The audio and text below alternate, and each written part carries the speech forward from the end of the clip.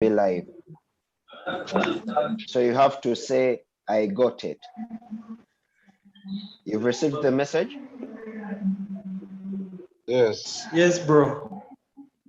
Okay, that's great. So people who are trying to, please let us all mute our audios apart from Mr. Hassan. Let us all mute our audios apart from Mr. Hassan.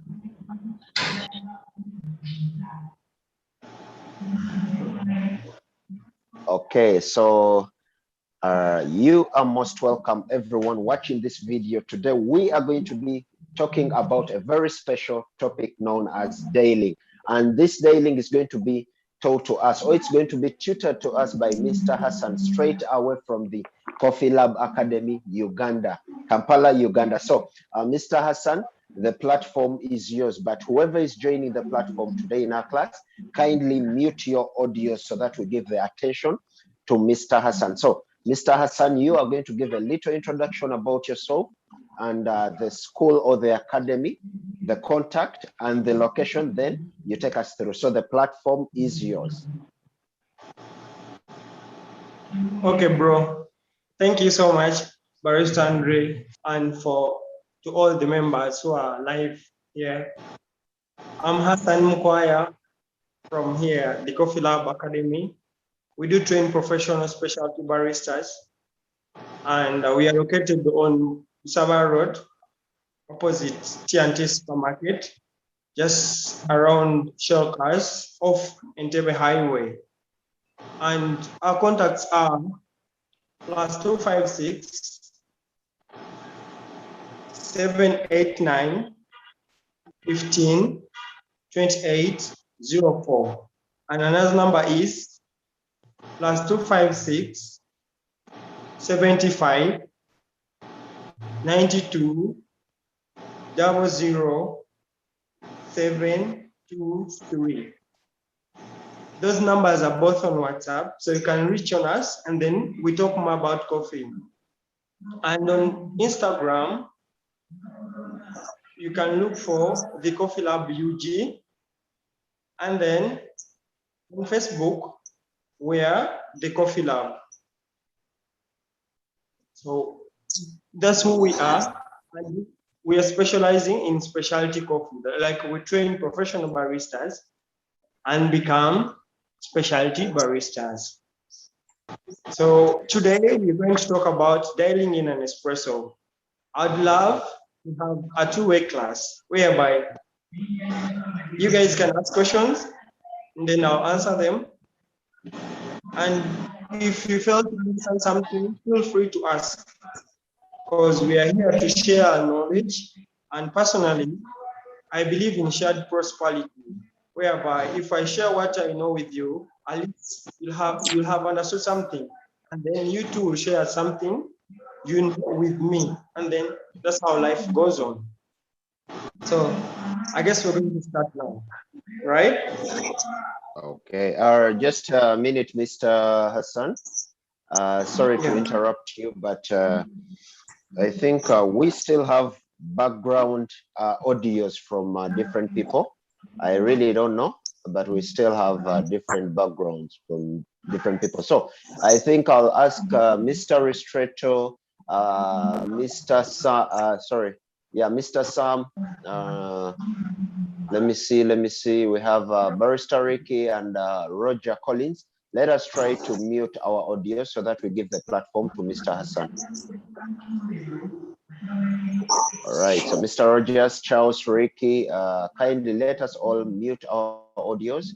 Mr. Edigar, Mr. Sam, okay, I think I restrict Sam, that is Mr. Sam Hassan. All right, so Mr. Hassan, we go back to you. The platform is yours. Okay, guys, so we're going to start. Mr. Isma, mute your video. Mr. Isma, mute your video. It's light and green, every sound that comes in. So kindly mute your video, audio. Okay.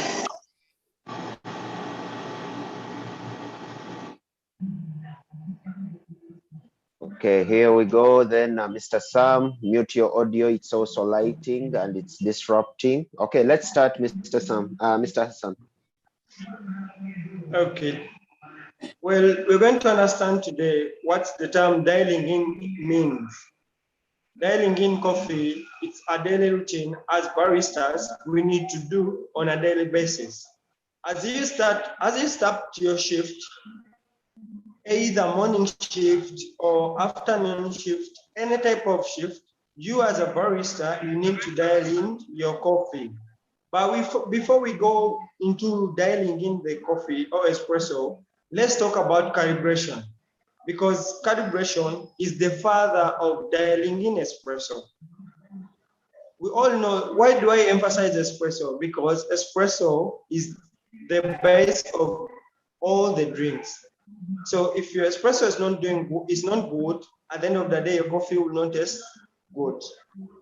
So we have a term called calibration. In most cases, most baristas have faced challenges with baristas who have difficulties in calibrating different grinders. So what is calibration and what is it all about? So Someone is really interrupting. I don't know, it's not muting the video. Let me see.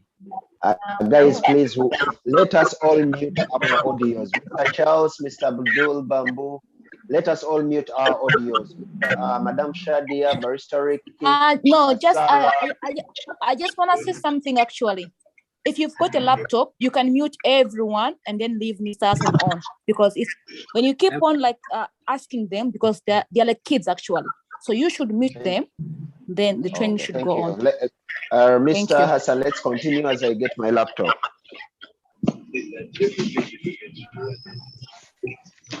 Okay. Anyway, as we wait for Mr. Andre.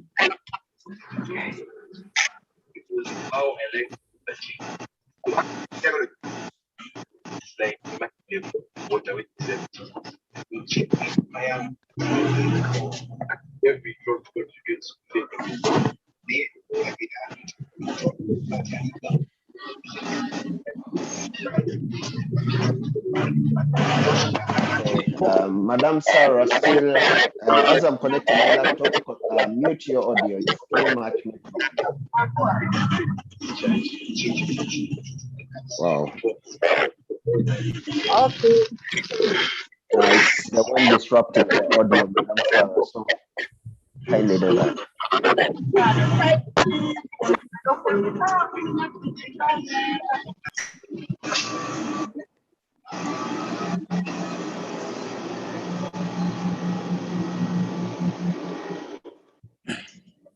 I think now we are set. Let's try to go with that.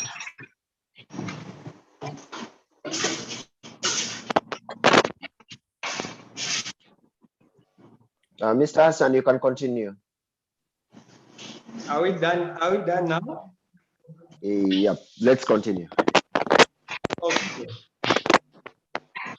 So before we go to the interruptions, I was talking about calibration.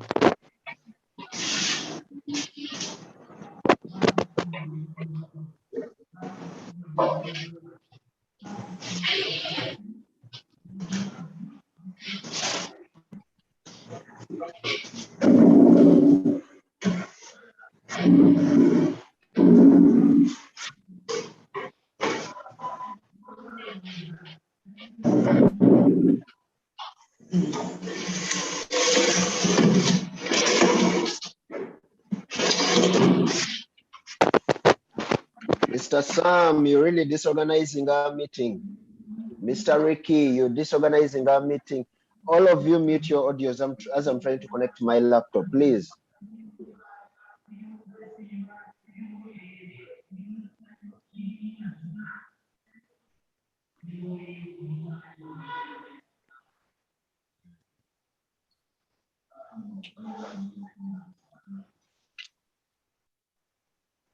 I think next time I'll just use my laptop to disconnect everyone. Yeah, it's better. Because it's my first time using my phone. So every time I use my laptop, but today I was like, let me use my phone.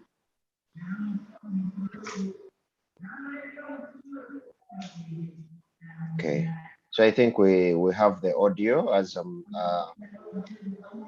whoever is watching, I'm really sorry for the interruption, but I think yeah, that's life. We can go up with that. I see Madam Shadi is trying to raise the hand, and I think I really want at the start to give the audience to Mr. Hassan, because today is it's his day. Yeah. Let that person raising the hand ask before we continue. Okay, Madam Shadi, you're free to go. You can unmute, first unmute, then say something, then we continue. No, it's done. I was just worrying about people who don't understand the word mute. So if you mute them, then it's now done.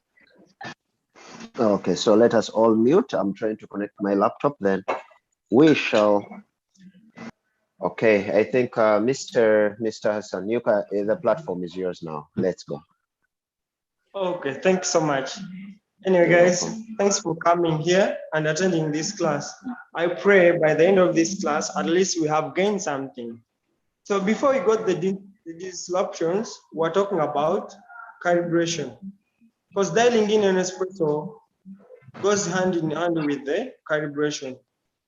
Calibration is the process of adjusting our grinder blades either further apart or closer to get your desired grind size.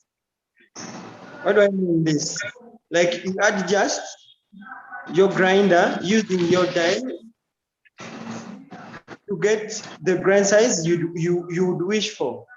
Either a fine grind for an espresso, a medium fine for the V60, and etc.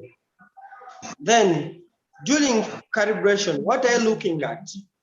We are looking for like, what do we need? We need to achieve what we call a correct dose.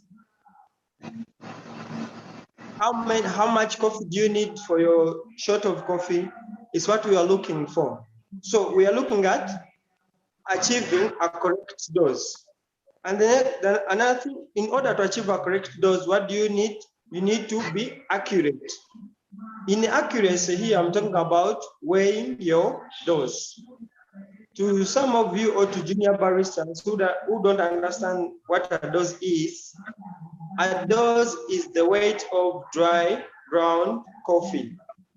Like that coffee after putting in your beans in a bean hooper and then you grind it and then you weigh it. For instance, if your dose is 18, that's what we call a dose. You get.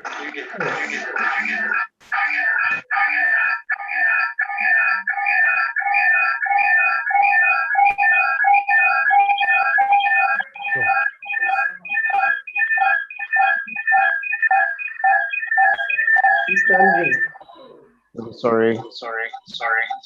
Okay, let's go. Okay. So when we are yeah. I was connecting the laptop. I'm not getting you. No, it's okay. Let's continue. Okay. When we are adjusting our grinders to get a proper dose or to get the right grind size, we have two principles when you are adjusting our grinder during calibration. As baristas, we need to do this on a daily. Actually, it's better to check your grind size and the dose after each 10 cups of coffee that you serve. After serving 10 cups of coffee, go back on your grinder, check, is it still on the same grind size that you wanted? Is it still on the same, is it still dosing the amount of coffee that you wanted? If not, then adjust accordingly. Another thing is, as we calibrate our grinders or as we calibrate our machines during operation, you need to consider the temperature because these grinders are machines, so they are affected by the temperatures. That's why it's better to always check your grind after a given period of time. So how do we calibrate our grinders? It's what we're going to understand before we proceed. whichever grinder you're using,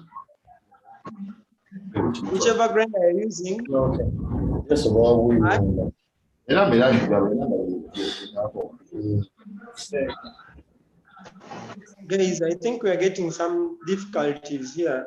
There are those who have not muted their voices. Let me check out here. Let me check out just a minute.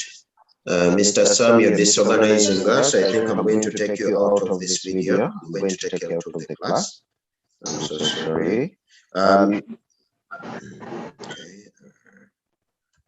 Mr. Sam, I'll eject you from the video because you failed to unmute your audio.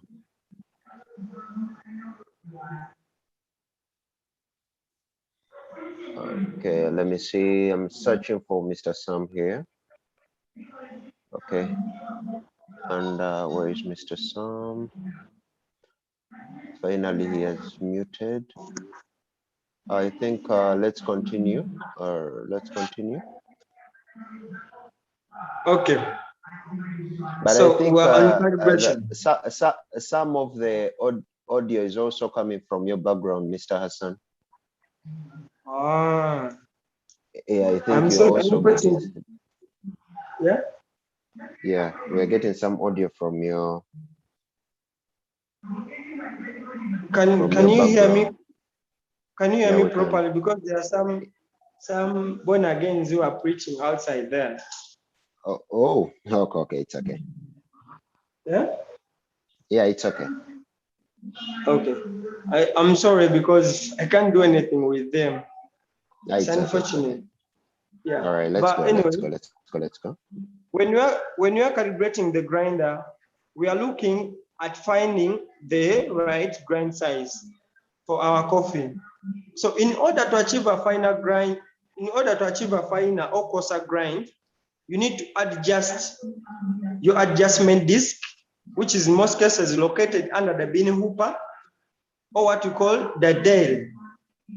In order to increase your coarseness or the coarseness of your coffee, you need to adjust your disc or to rotate it clockwise. And to decrease the coarseness, you need to rotate your disc anti-clockwise. What do we mean by coarseness? Coarse as in, if you want your coffee to be coarse, you go clockwise. And if you want it to be fine, you go anti-clockwise. That's the first principle during calibration. 2, if you feel you can't understand that principle, what you need to do, in most grinders, they have arrows. One showing you going to finer and another one going to coarse. So you follow those arrows. If that also fails because there are different grinders and those grinders have different make. So what do? As the numbers reduce, the smaller the number, the finer your grind size is going to be. And the bigger the number, the bigger the grind size is going to be. That means as you rotate the disc, your adjustment collar to the smaller side number, you're going to the fine. As you go to the bigger number, you're going to the coarse. I hope all of us have understood there. So remember, guys, we are aiming at dialing in an espresso. But before we go there, we need to lay a background so that we understand what we're talking about. So what happens is that during calibration, as you weigh your dose, if you put in less amount of coffee, for instance, your basket is supposed to carry 18 grams, and then you put in 14, you're going to face a challenge whereby the distance between your filter basket and the water and the group head is high, or there is a big difference. So you're going to have a messy coffee punk. At the end of the day, the taste of your coffee is not going to be nice. And also you need to be careful if you put in too much coffee. For instance, if your filter basket is supposed to carry 18 grams and then you put in 22, 21, the space for pre-infusion is going to be less or little. So at the end of the day, your coffee is going to be over extracted. So here's the point I'm trying to drive. Where as a barista, when you receive a new machine, or if you go for an interview, or if you get another job as a barista in a different coffee shop, you need to open your machine, get to see the filter basket. In most modern machines, the weight of the grams of coffee that are supposed to go in that filter basket, they are written on them. So look at that filter basket. How many grams is your filter basket supposed to carry? It's so important, because if your filter basket is supposed to carry 14 grams and then you put in 20 grams, you're going to face challenges or difficulties during extraction. So what happens is that you need to look at the filter basket, on the rims of filter basket, know how many grams am I supposed to put in. If it's supposed to carry 18, for instance, in most cases, 18 filter basket carries between 16 to 20 grams of coffee. Below or above that is going to give you difficulties during calibration and extraction. So having understood calibration, we're going to talk about dialing in an espresso, or dialing in your coffee. Dialing in your espresso is an essential tool that is a routine each and every barista must do in the morning as you arrive at work, or in the afternoon as you arrive at work. It's an essential process that ensures the customer receives the best tasting and most consistent coffee possible. So dialing in an espresso simply means making your coffee or your espresso taste as deliciously as possible. I repeat, dialing in an espresso is a process of making your espresso tasty as deliciously as possible. So this is the duty of all baristas, because if your espresso doesn't taste good, it means if you make a flat white for the customer, it is not going to, the taste is going to be bad. At the end of the day, you lose the customer.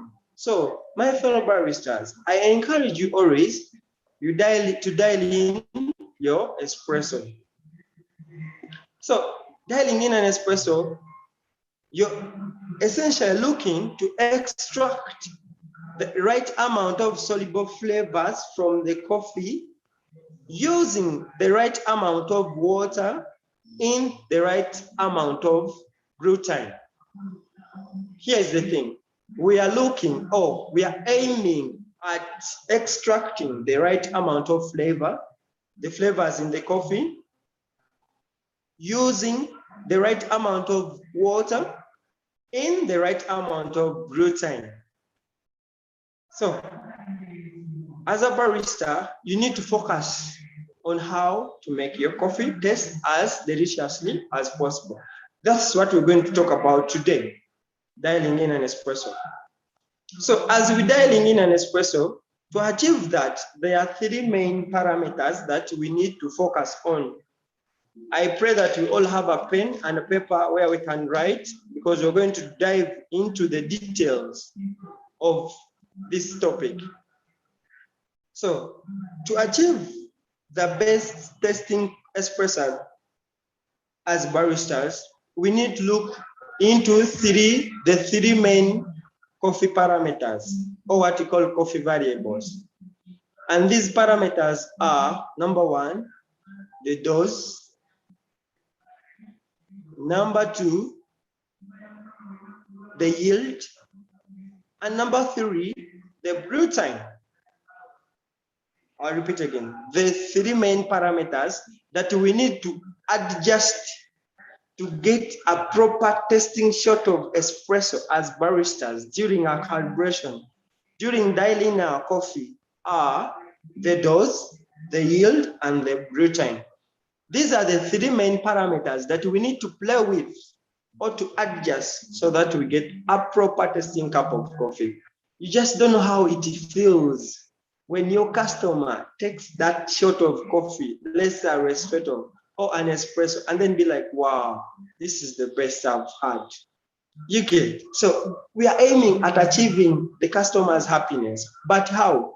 By dialing in an espresso. So these three parameters are the main reason so that we can receive a good tasting cup of coffee. So in order to achieve your coffee, in order to successfully dial in your coffee, you need the following factors. You get. But extraction levels are also important when you're dialing in your espresso. Wow, how or why? Because when you're not putting enough coffee in your filter basket and extract more water through your coffee punk, you're going to get a coffee which is not consistent, which tastes sour because of under extraction. And if you put in much coffee in your filter basket, you're going to get a bitter and a burnt, dry tasting cup of coffee due to over extraction. So we need to be careful. You get.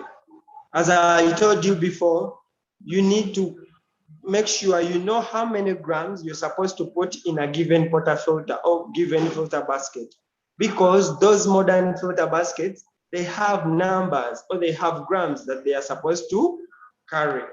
If you don't follow that, you're going to face difficulties in producing your coffee. So let's talk about the equipment that we need to dial in our espresso. Remember, we are talking about dialing in an espresso. As I told you, dialing in an espresso simply means making your espresso taste as deliciously as possible.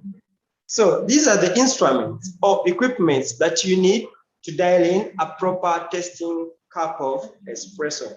One, you need to have 2 sets of digital scales. 2 sets of digital scales, and these digital scales should be accurate. So these digital scales, one, you need one of them to weigh your dose, and then the other one is to measure your yield or to weigh your yield. That's the first equipment we need. The second equipment we need a flat tamper that fits tightly into your portafilter basket. It's this tamper that you're going to use to tamp that coffee punk so that it's fixed properly in your filter basket. The third point is you need to have a proper filter basket. Proper filter basket here is, I'm really emphasizing this point, always know how much coffee or the dose you're supposed to put in your filter basket. After here, my fellow baristas, go back, check your coffee machine, get your filter, your portafilter, remove the filter basket, check how many grams you're supposed to put in that filter basket. If you put in too much coffee, you're going to get to face what we call over extraction. And automatically, if your coffee is over extracted, believe me, the taste is going to be unpleasant. So my fellow baristas, go back, check that filter basket, and see how many grams you're going to put there. I'll give you a secret. If your filter basket is supposed to carry, let's say 19 grams, give or take 1 gram, it's okay. Beyond that, you're going to face difficulties to get a proper tasting shot of coffee. So in most baristas are using 18 grams as their dose. I'll give you an example, like Ramazoko Strada, they are carrying their filter basket, they are carrying 18 grams. So if you use 17 grams, it's okay. If you use 19 grams, it's okay. but it's best when you're using 18 grams. I'm talking about getting a filter basket, which is recommended. So if you use an 18 filter basket and then you put in, let's say 14 or 15 grams of coffee, at the end of that day, you're going to get a soapy and messy cup of coffee. And your filter basket is also going to be dirty when you're removing that coffee punk. So try always to use proper grams or proper dose in accordance to your filter basket. It will help you and ease your dialing in process. Another factor is you use a bottomless or what you call a naked portafilter. These are designed without spouts. So it helps you when you use a naked or bottomless portafilter, it helps you to see any chances of channeling because they don't have the spouts, so you'll be able to see channeling. Channeling simply means a coffee going through where it's not supposed to go. It's caused due to poor tamping when your coffee bed is not flat. So as baristas, we need to request for bottomless or naked portafilters from our superiors so that we can dial in properly our shot of coffee. I was discussing the equipment that you need to dial in a proper shot of coffee. One, I talked about the 2 sets of digital scales or accurate digital scales. 2, I talk about a flat stamper that you need to use to compact properly your powder or your dose in a filter basket. The 3rd one was about the filter basket, and the 4th one was getting a proper bottomless or naked porta filter. I pray on the same level. And you should write down, if you have questions, write down, I'll answer all of them. So we talked about 3 main parameters when you're dialing in an espresso. Let's go parameter per parameter. There are 3. We talked about the dose, we talked about the yield, and then the brew time. Now we're going to talk about each of them in detail and see how do you manage your dose to get a proper shot of coffee? How do you manage your time? How can you adjust your time?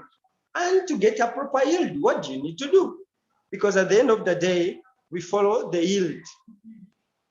So let's talk about the first parameter, which is the dose. Together. So as I mentioned earlier, the dose is the weight of dry ground coffee. In most cases, baristas consider this one as the first step of dialing in your coffee. Okay. So oftentimes baristas use a dosage of between 18 to 21. It depending on the company recipe or the coffee shop you're working for. So it means if your dose is 18, you're supposed to use a portafilter of 18 grams. Give or take 1 gram, it's okay. But in most cases, for an 18 basket, it can carry from 16 to 20, but it's better to put in 18 together. However, there are a number of factors that will affect you or that will affect your dose. These include the portafilter basket. These portafilters, they are different in depth and in dimension. Depth as in length, dimension in the width. So you need to look at your filter basket before you determine your dose. So if your filter basket is deeper, then you need to know what to do. What do you need to do? Increase your dose. If your filter basket is supposed to carry 19 grams of coffee and you put in, let's say 16, you're going to face a challenge. Point number 2, the factors you need to consider when choosing a dose to use. Point number 2 is what we call the roast level. The roast level, we have 3 roast profiles or roast levels. we have the light roast, we have the medium roast, we have the dark roast. So these roast levels have different extraction points because the lighter the roast, the less the solubility. If your coffee is light roast, it's going to be hard for you to extract all the soluble particles in that coffee. And then the dark the roast, the easier the extraction. Here, what am I trying to mean? It means dark roasted coffee beans can easily be roasted, can easily be extracted compared to light roasted beans. You get? So as you choose your dose, you need to consider that factor. So if you're using a lighter roast, if your beans are light roasted, it means you need to use less dose or a lower dose. If you're using a dark roast, you have to increase on your dose because with a dark roast, it's easy to extract the soluble particles. With a lighter roast, it's hard to extract your coffee. Another point is about the roast date. As baristas, we need to be careful with the date when our coffee was roasted. In most cases, we don't consider this. Always look at the packaging bag, see which date was it roasted. Normally, you need to rest your coffee. If your coffee is roasted, for instance, today on 5th, you need to give it between 8 to 10 days before using it. Why? If you use it immediately or as soon as it's roasted, it's going to have high volume of creamer due to the carbon dioxide in the beans. So it means your coffee is going to be full of creamer instead of the liquid coffee you want. 2, as your roasted beans stay for longer, their carbon dioxide and moisture levels start to increase. In order to reduce both factors, the moisture content and the carbon dioxide content, you need to increase your dose size. As your coffee beans stay longer, let's say from 1 month and above, you need to check on how much coffee you're using. The longer they stay, the more you increase on the dose. So those are the 3 main factors that you need to look at as you choose your dose. 1, we said that you need to look at the portafilter or the filter basket, see how much coffee it should carry. The second point is the roast date or the roast date, and then the third one is the roast levels. But as you increase your grind size, your dose, you need to go in installments. What do I mean by installments? If you need to grind, like your dose is supposed to be 18, don't just add in 1 gram. No, you can add in, let's say, 0.2, 0.5, and see how that one impacts on your flavor. So that's how much I can talk about the dose. Remember, we are talking about the 3 main parameters that affect the taste of our coffee, or the parameters that we need to manipulate or to adjust so that we get a proper tasting shot of coffee. Our main subject today is dialing in an espresso. Dialing in an espresso, for the new joiners, it simply means making your coffee or espresso taste as deliciously as possible. But to achieve that, we need to adjust the 3 main parameters. And these 3 main parameters are the dose, the yield, and the brew time. So far, we've talked about the dose. Now let's talk about the parameter number 2, which is the yield. So for starters, the yield is the weight of wet espresso or the weight of liquid coffee. We said the dose is the weight of dry ground coffee. So what we get after extraction is what we call the yield. The yield is the weight of wet espresso or the liquid coffee. You get. But to understand the yield, there are two main things you need to consider. Or there are two main factors you need to consider to understand the yield. One, the higher the yield, the more water has been passed through. The higher the yield, the more water that has been passed through. And factor two, the higher the yield, Mr. Kasim. So, sorry, the higher the yield, the less concentrated your coffee will be. What do I mean? If you pass in more water in your yield, what's going to happen? Your coffee is going to be less concentrated. You get. And another principle is the more water that passes through your coffee, the more the extraction levels will go higher until a certain extent, because if you extract longer, you're going to get a bitter and burnt dry cup of coffee. But you need to stay in line. And in order to achieve a given yield, we are being helped by ratios. So we started with three main parameters, and now we've introduced in another related parameter, or what we call something that could help us to get a proper cup of coffee or our yield. And in order to achieve a given yield or amount of liquid espresso, we talk about ratios. Ratios, in this case, we're talking about the ratio of the relationship between the ground coffee we put in and the amount of water we achieved or we want to achieve. Basically, we normally have ratios. The ratio of, for instance, for espresso, the ratio is 1:2, ristretto 1:3.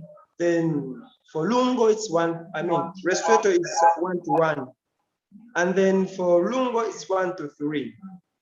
But since we're talking about espresso, we shall basically talk about the ratio, which is 1:2.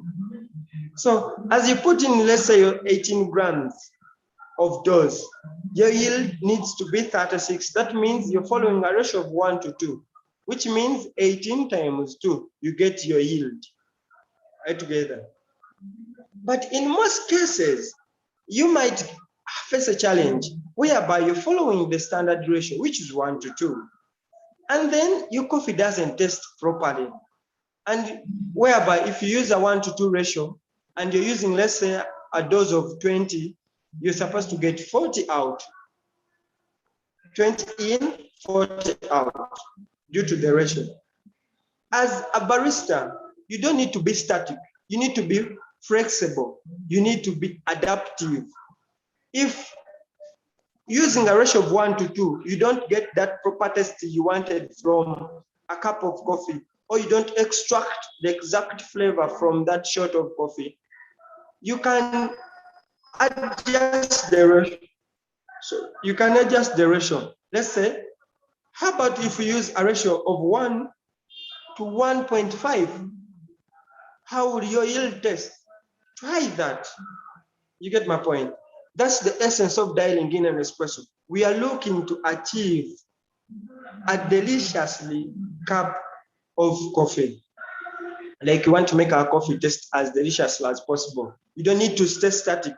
You can, instead of using a 1:2 ratio, use a 1 to 2.5 ratio and see, because you can extract your shot and then you feel like it's a bit more acidic, it's a bit sour. So what do you need to do? You can increase on the amount of the yield. In that case, you increase your ratio to 1 to 1, and then use a ratio of 1 to 2.5. It means you've put in extra water, and then see how does it taste. Is it better? Is it having a nice body? Is everything balanced? You get. So you shouldn't be static. You can break some rules by them, but you shouldn't go further So you can break some rules and say, instead of using 1 to 2, let me use 1 to 2.5 and then see the result. You get it? So we're doing, what are we aiming at? Making sure that our coffee tastes as delicious as possible. So that's the parameter number 2, our yield. Now we're going to talk about the last or the third parameter, which is the brew time. Remember, guys, we're talking about Dailing and espresso. Dailing in coffee is a routine each and every barista should do. If you fail to produce a proper cup of coffee, which tastes nice, believe me, you're going to chase out your customer. So to stay consistent, you need to be careful with dialing in your espresso. So we talked about the parameters or the variables you need to follow when you're dialing in an espresso. Just to remind you, we talk about the yield, and then the brew time. Now we talk about the brew time.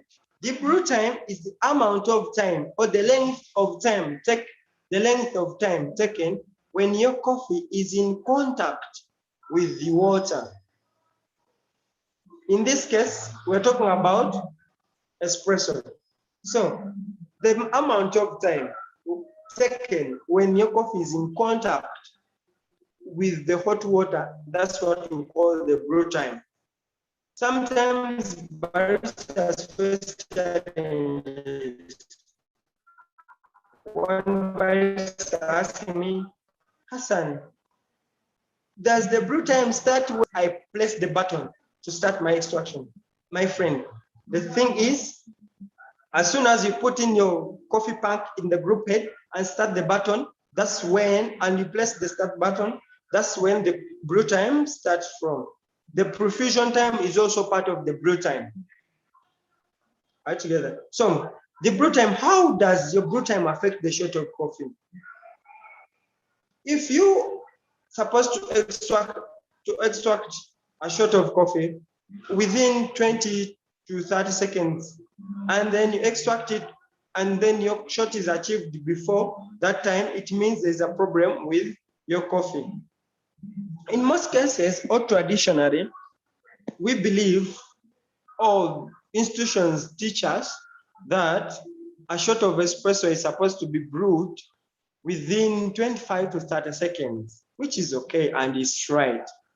But as I told you before, in order to achieve a delicious tasting cup of espresso, you need to break some rules. Sometimes you may see that if your coffee is extracted within the time frame of 25 to 30 seconds, the taste is not good. What do you need to do? It's okay. You can go until 32 or 34 so that you achieve a proper tasting cup of coffee. Allow it to go that far, but you shouldn't go beyond 35, right together. So that you need to put in more water and allow it to extract longer so that you receive a proper cup of coffee. You get. And another thing is that on brew time, you need to know how much time you use when you're extracting your cup of coffee. And when you're adjusting these parameters, you need to adjust each parameter at a time.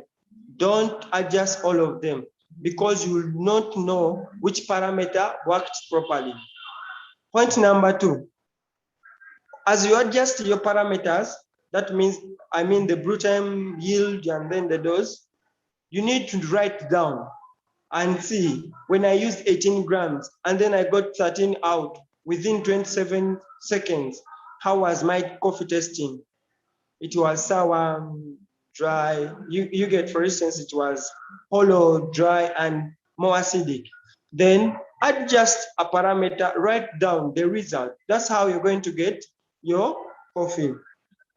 The good or the proper tasting cup of coffee. So after having understood all those, now what happens is that the testing. As you test your coffee, how does it taste? If your coffee is salty, sour, lacks sweetness, and it has a quick finish, all that means your coffee was under extracted. For the starters, under extraction means your coffee did not extract all the flavors, or it did not go up to the right time. So sourness, salty, like emptiness, and quick finish, they are characterized by under extraction. What do you need to do? The solution is increase your yield or make your grind size finer. Point number 2, if your coffee is characterized by bitterness, dryness, hollow finish, it means your coffee is over-extracted. Over-extraction comes if you put in too much grams of coffee. If your filter basket is supposed to carry 18 and put in 21, it's going to face resistance. The punk and the water is going to face resistance to go through. So what do you need to do? Reduce on the, or decrease on the grind side, on the grams of coffee you're using, or the grams of coffee you're putting in your coffee pan, on your filter paper. Decrease on the amount of coffee you're putting in your filter basket. And then go a little bit coarse so that you achieve a proper shot of coffee in case your coffee is unextracted. And then if you're feeling that you after adjusting, after dialing in your coffee, you're feeling sweetness, refreshing acidity levels, and then it has a long-lasting finish, it means you've dialed in a proper shot of coffee.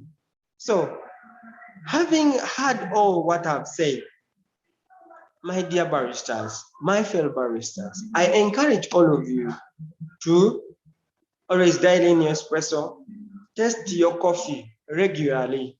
If you don't test your coffee, there's no way you'll understand what you're serving.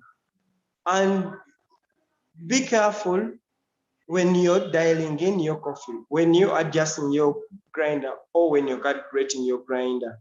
So I give you some tips for improvement. As I told you before, you need to change each parameter at a time. Don't adjust your grind setting as well as adjusting at the same time you're adjusting your yield.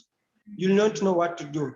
And when you're calibrating your grinder, guys, always you need to purge your grinder, remove or discard the remaining grams of powder so that you put in fresh beans and get good dose with the proper grind size.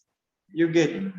And when you're dialing in your coffee or when you're calibrating your grinder, keep each variable constant. Keep other variables constant. What do I mean by keeping other variables constant? If you want to adjust on that brew time, then let the dose and the yield be constant and see what are you going to receive right together. Another tip, when you're dialing in your coffee or when you calibrate your grinder, to get a delicious cup of coffee or espresso, make sure to hydrate. Drink water so that you clear your tongue or your palate. Because if you don't drink water, you'll face some challenge like dizziness. You may fail to identify the taste of your coffee. And then another thing, get used to dialing in your espresso. I know most of you don't want to calibrate your coffee. As soon as you come, test your coffee. Know how it tastes, guys. Because if you don't test your coffee, and then what are you going to serve to me as a customer? Remember, we want to aim to achieve proper tasting cup of coffee and be consistent. As baristas, be consistent. That's how you're going to get to catch a lot of customers. So that's how much I can say about dealing in an espresso. And to go back, I encourage you all baristas always dialing in your espresso. Dialing in your espresso simply means making your espresso taste as deliciously as possible. So I'm waiting for your questions. I'm happy to be here and I'm ready to answer all your questions. Ask whichever questions you want. If you didn't understand a certain point, I'm here to elaborate. So I give it to you, Mr. Andre, to catch the questions, sir.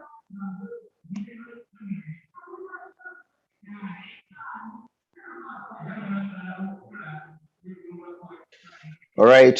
Can you hear me clearly? Yes, bro. Okay, guys, I think before I continue, thank you very much, Mr. Hassan, for this lovely topic, because very many people have been waiting for this opportunity to understand what the term Dailing means.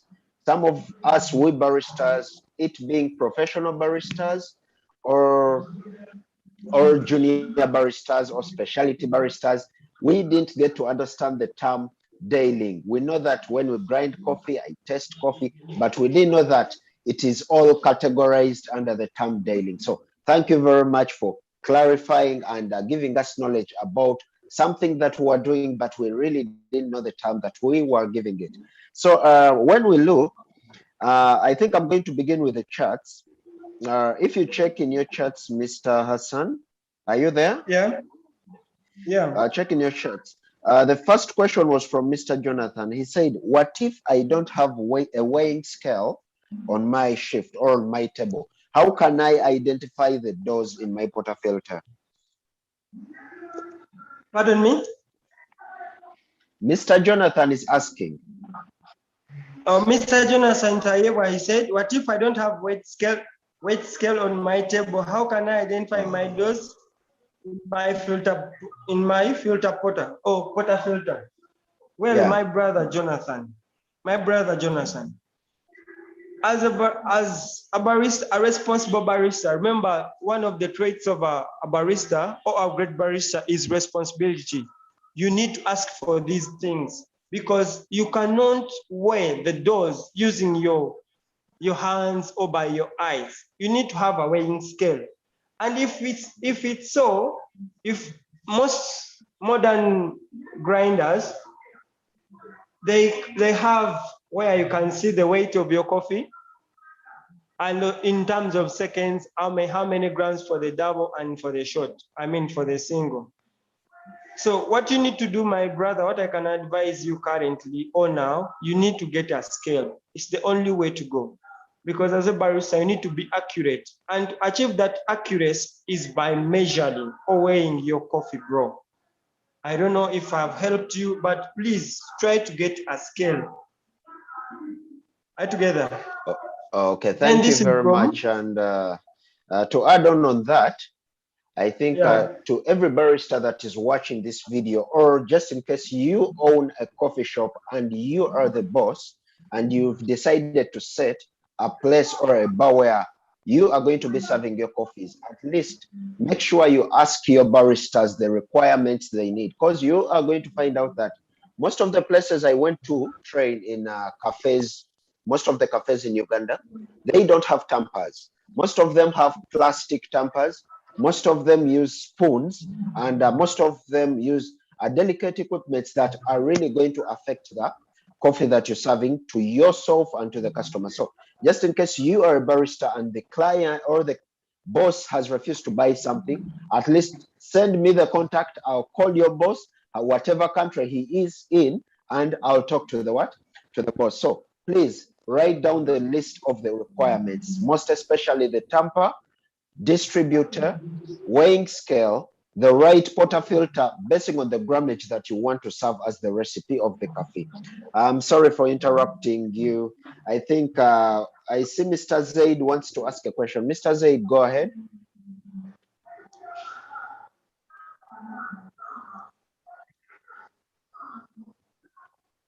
Mr. Zaid, we are waiting for your question. You can unmute, then ask your question. Yeah, good evening, everyone. Most especially our teacher who has been teaching us about calibration or dialing. My question is, as we are talking about calibration of the grinders, I was asking that can I use one grinder to use both coffee beans? For example, I've been using Ethiopia beans in the grinder. Can I put in another beans like Brazil? But if it's so, how will I clean the grinder so that I don't get the taste of Brazil? As Brazil was the first coffee I did, and I put Ethiopia. How can I make sure that if I put Ethiopia before it was Brazil inside, if I put Ethiopia inside, how will I make it that if I give a customer who not taste the sweetness of Brazil coffee or Ethiopia? I think old Jackson, you have got what I'm trying to ask. That an instance may occur that some coffee shops you may have one grinder and the customer you have the coffee beans in the store. You order for another coffee beans, for example, you have Ethiopia and Brazil, what you are using. You all the coffee beans are done, but still you have some Brazilian beans. You cannot leave them. You cannot use other new coffee beans before the Brazil. So you decide to first use the same grinder. You put in Brazil coffee so that you take away the store of Brazil, as in I'm trying to say. So that instance there, how can I maintain this grinder so that if I had put Brazil and again I want to put again Ethiopia, how can you all clean? Oh, there is any way you can do it better.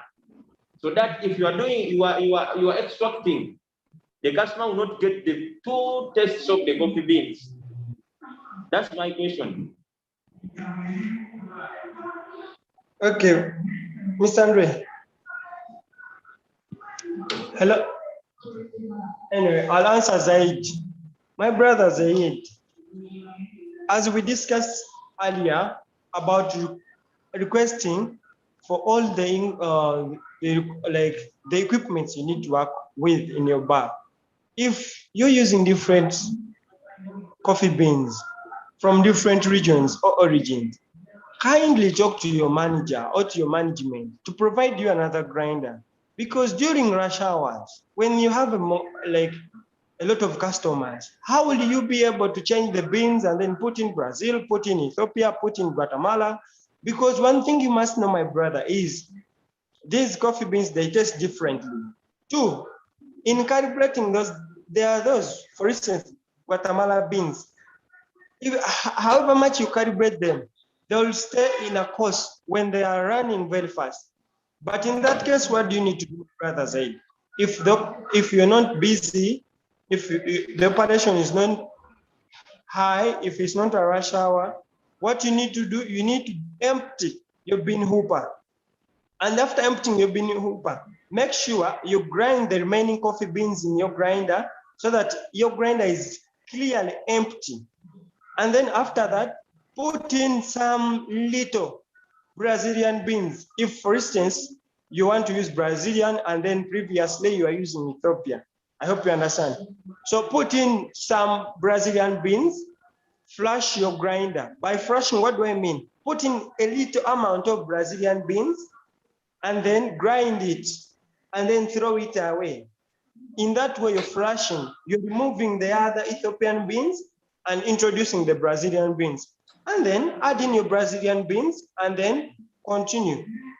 That's how I can help you. But basically, talk to your manager, let them provide you another grinder, because if it's rush hours, it's going to be hard for you, my brother.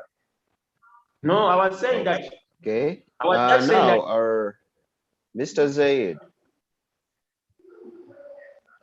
Yes. the question that you've asked today, thanks, Mr. Hassan, for the good response. The question you've asked, it's not that you're asking it for you yourself. Of course, I have faced many questions like that, whereby when you are the barista on the shift and your boss is telling you use more than 2 kinds of coffee. So with what Mr. Hassan has said, it's really good. When you're on a shift, depending on how busy you are or not busy, at least a barista must have 4 grinders, 2 grinders for the extraction, and at least 2 grinders for the what? For the craft brews. You get my point? Then the other thing, to solve your problem, I don't know if you can see this picture very well. Can you guys see the picture? Yeah. You see that picture? Yes. Okay, now, that picture that you're seeing in my phone or on the phone, it's called the grinds. These are grinder tablets that we use to clean the grinding chambers, or the grinding what? The grinding bars. Because remember, once you use Ethiopia, even if it's only coffee from Ethiopia, but it's from 2 gardens, the characteristics are going to be different. And every coffee that you grind, it has different oils, different tastes, different flavors. So every time you grind, those flavors are going to stay within the grinder. You get my point? So if you get another, won't have its right characteristics, but it's going to copy off some of the characteristics, and you're not going to get what you are looking for. So if you can't get these grinding tablets, please tell your boss, like Mr. Hassan has said, to buy you another grinder. Okay, boss. You get my point? I get your point. Yeah, so it's one of the requirements at least each barista must have on shift. We have the backflashing medicine, the chemical. Then we have the grinding tablets. This is, in fact, even me, it's my first time using them here, but I would recommend every barista to use these tablets to clean your grinders. Is it okay? Boss. Oh, yeah, I get it. Okay, Mr. Hassan? Yes, bro. We have another question. Okay. Another question says that my boss, and that question is from me. It says that my boss knows that in his company we use 18 grams of coffee. You get my point? And the output or the yield has to be 36. Okay. But me as a barista, I know what I'm doing to adjust my grinder because of the test that I'm getting for the day. But when my boss finds me using 17 or above 18,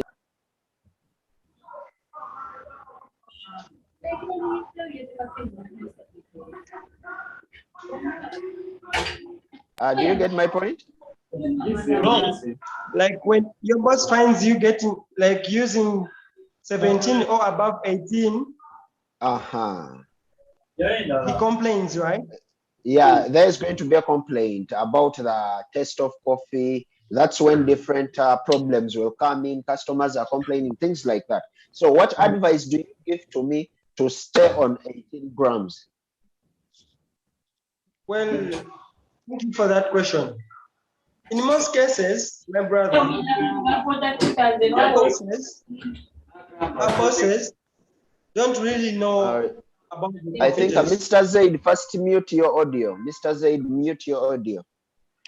Let's continue, Mr. Hassan. So, in most cases, when our bosses open up these coffee shops, they use different coffee beans. And these coffee beans, over time, due to roasting, due to the region and how they were processed, there will be changes in taste. And those processes, they will affect the taste of your coffee. So, as a barista, you know what to do. Then the boss is like, it's affect, like the customers are complaining.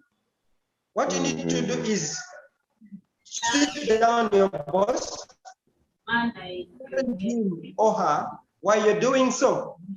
Let them test the coffee. Just a minute, sir. Mr. John, kindly. Just a minute, Mr. Hassan. Tell Mr. John to first mute his audio. Mr. John, it's his audio is disrupting the process. Yes, we can continue, Mr. Hassan. Yeah. What I can advise to you as Mr. Andres, or to the person who asked the question, or to all of you, the baristas, yes, companies have their standards or their recipes. But as a barista, you might find out that when you follow the company recipe, you're not getting the proper taste or the delicious cup of coffee you want. Then suggest to your boss or to your manager that, how about if we use 17 grams and then we get 34 out, right? Here is what the yield is.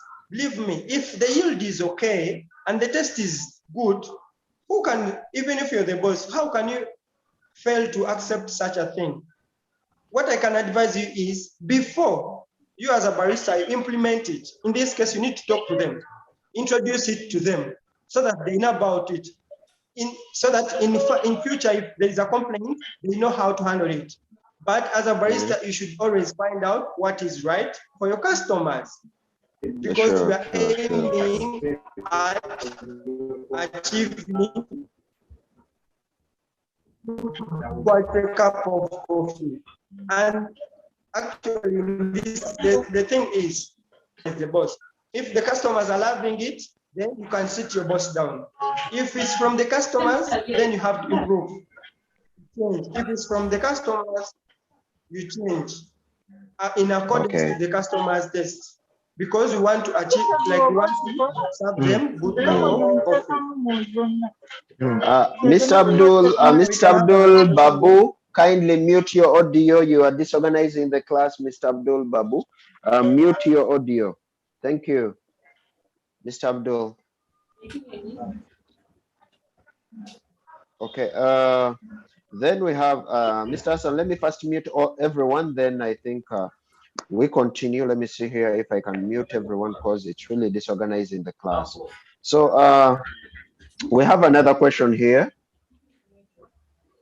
I can't mute everyone. So we have another question here. That since we are talking about Dailing, and when we talk about Dailing, this is from YouTube. We are talking about Dailing, and however much we're talking about Dailing, that basically means we have to talk about the test, like you said, the test and the different characteristics that lead us to serving a perfect cup of coffee. So while I am Dailing, or while I am trying to calibrate our machines, when we are calibrating, how do we get to determine that the beverage is sweet, it has this flavor, it is bitter, it is acidic, it is sour? How is the aftertaste? How do we get to determine that as we, the junior baristas and the senior baristas?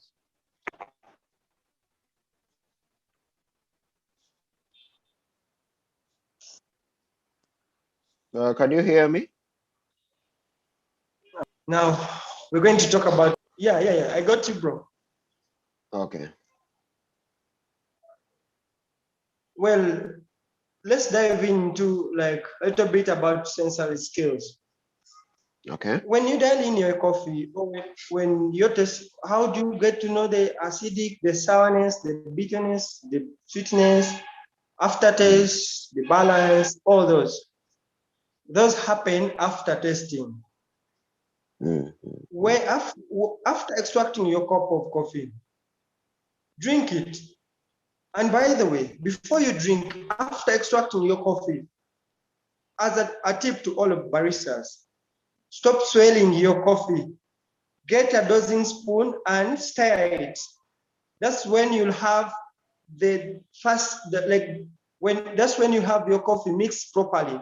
But as you swirl it, you'll not mix the first drop down. So get a dosing spoon, stir it, and then after stirring it, take a sip, or what we call slapping. So slap your coffee, let it wet your palate, let it stay on your palate. And then that's when you identify the different flavors. Acidity. Acidity refers to that sharpness when you drink the cup of coffee, the sharpness or the liveliness that you receive on sipping your cup of coffee. That's how you're going to receive acidity. But in most cases, acidity is characterized with under extraction, because as we extract our coffee, the first thing to be extracted are the acids. You get. So that sharpness that you receive as you drink your coffee, that is acidity. Another thing is the sourness. As you drink your coffee, we have different on your tongue. Let it stay on your tongue, and then you'll feel the sourness. Sourness can be like characterized with the citric acid. So drink and feel how is the taste of your coffee. Sourness in most cases is due to under extracted also. That's when you receive the sourness.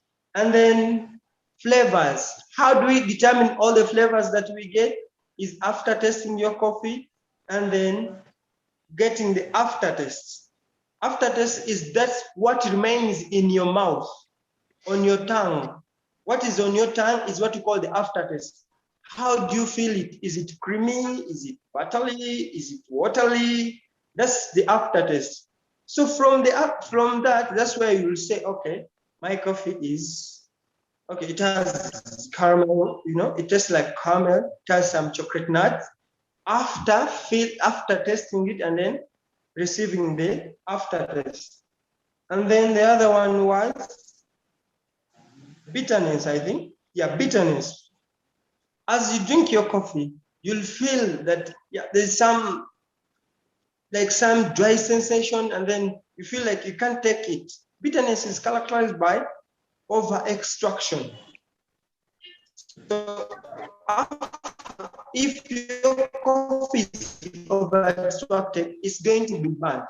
And if it's best your coffee. An ideal shot of coffee is the balance between the sweetness and then the balance between the bitterness and the sourness. Take an example. If you eat a strawberry, you don't feel like, this strawberry has too much sugars. No. You don't say, it's too much bitter. No, you don't say it's too much sour. No. But you'll take that strawberry and you feel like taking another. That's how we taste our coffee. You drink it and then you feel like, no, you have another sip. You have another sip. That's how we enjoy the coffee. I guess I've done justice to your question, Mr. Andre. You have really answered the question the right way, how I wanted it to be answered. And thank you very much, Mr. Hassan. It's really nice. It's really nice. I think most of we who are watching this video, or most of we who are on our class or in our class platform, kindly, this is Mr. Hassan, straight away from the Coffee Lab Barista Academy. Kindly remind us your number. WhatsApp number? Well, my mobile number is +256 79 2804 +256 78. Okay. I missed something. No, +256 78 91 52 804. And the other one is +256 759 200 723. Those numbers are both on WhatsApp. And on Instagram. Okay. Yeah. No, it's okay. It's okay. Sorry for the interruption. The Coffee Lab UG. Instagram is the Coffee Lab UG. Facebook, we are using the Coffee Lab. You can just drop in your message. We shall react immediately. All right. Thank you very much for the contact. So I think we have a number of people. Mr. John has already asked. So I want to get a question from Mr. Isma. Mr. Isma, do you have any question before we continue?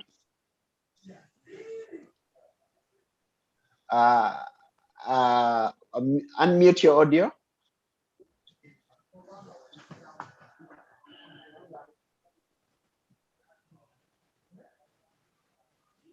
The audio is not unmuting. I don't know why, Mr. Isma, but at least I want to get a question from everyone that is on this platform.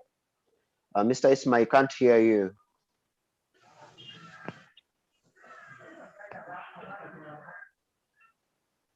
Okay. Am I clear now? Question, yeah, you're clear.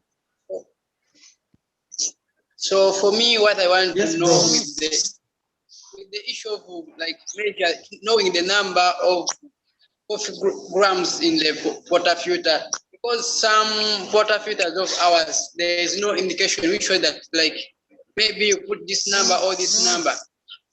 So that's my question. Okay, Mr. Hassan, do you have an answer to that question? Yes, bro. Mr. Isma, which coffee machine are you using? So it's Show us the machine, Mr. Ismash. Show us the machine. It's okay. This type. We can't see it clearly. What's the name? Kindly change to the back camera. Don't use the front camera.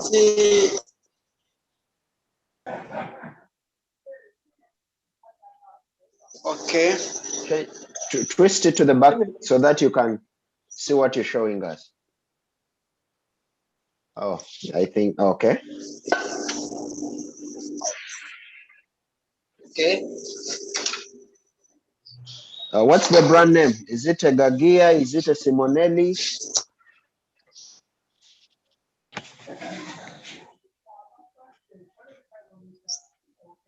Mr. Isma, what's the name?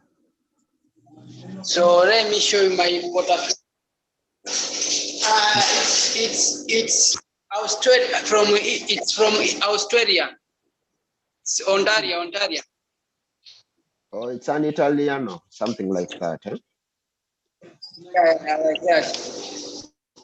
Okay. So I think you see, like, my water filter is just having codes like 27171. So I tried to know the number of grams, but I didn't find out the right number.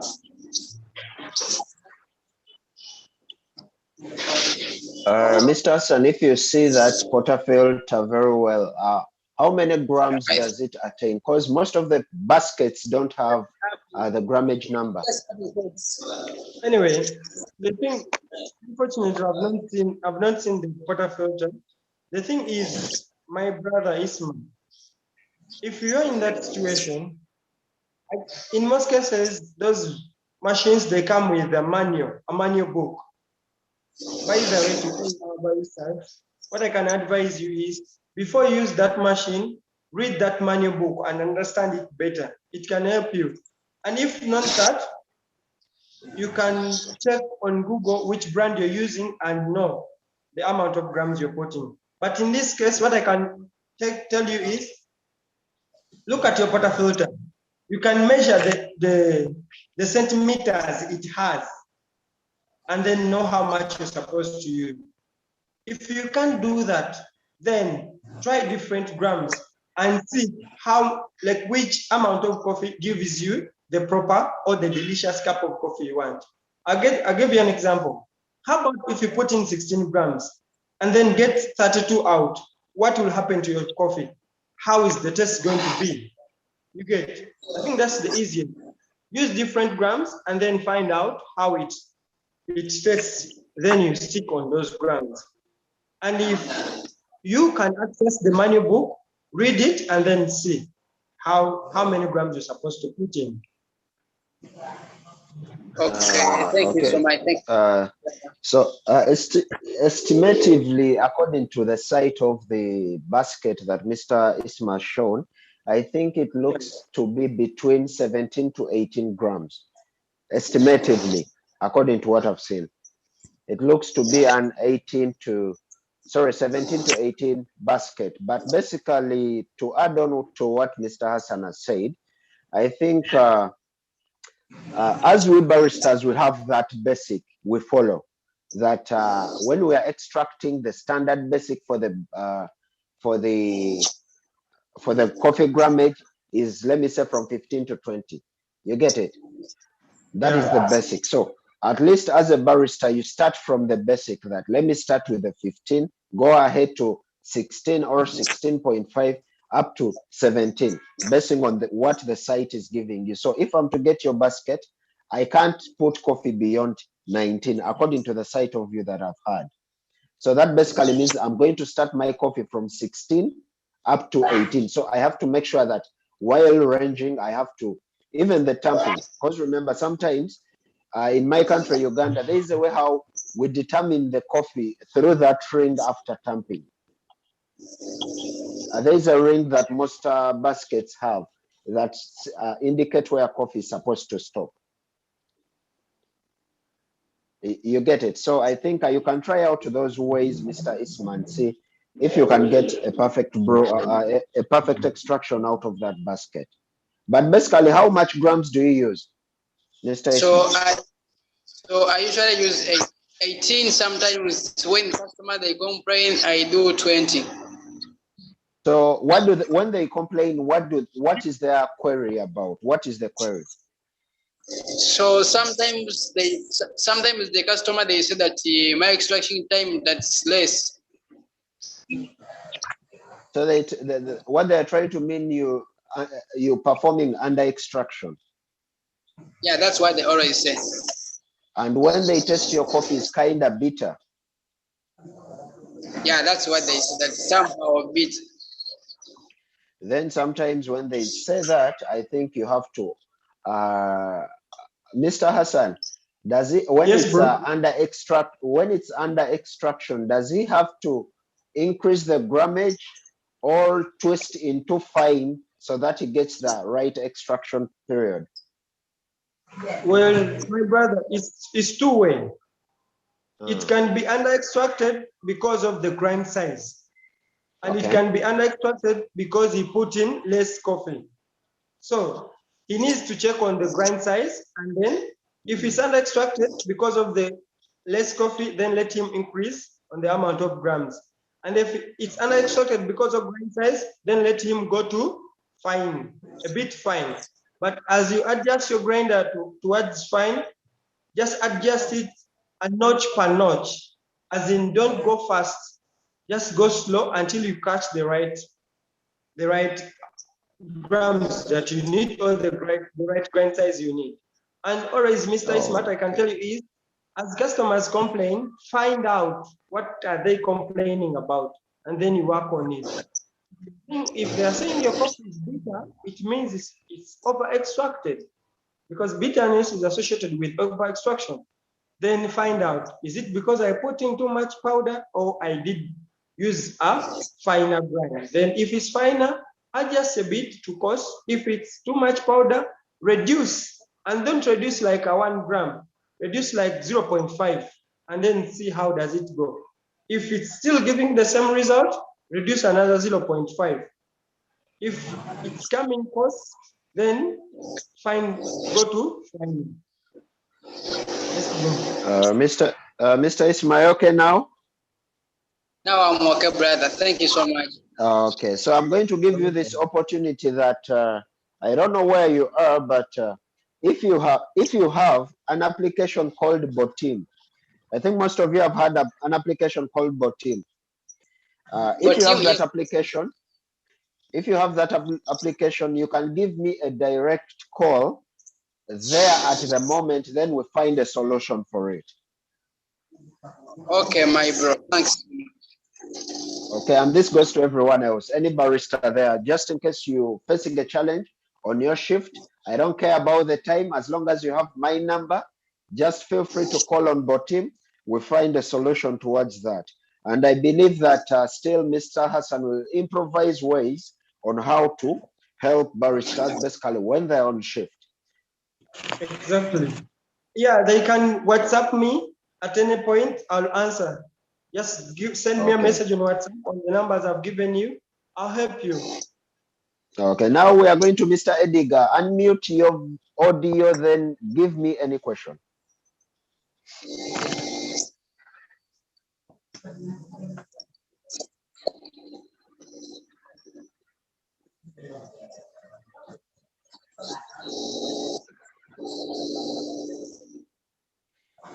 Mr. Ediger, we can't hear you. We see you talking, but we can't hear you.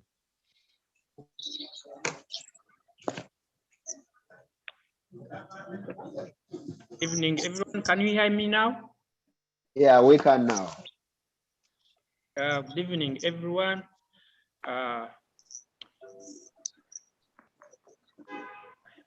You get me? Yeah, we can. Bro. Just ask your question. Okay, thank you. Thank you, Mr. Hassan. Thank you, our moderator, Mr. Andrea, for your efforts. You're welcome, sir. My question is about the time. At times you find your machine not working well. I had got experience where my machine, when you put coffee, when you put your portafilter into the group head, it takes more time than it is required to get your espresso.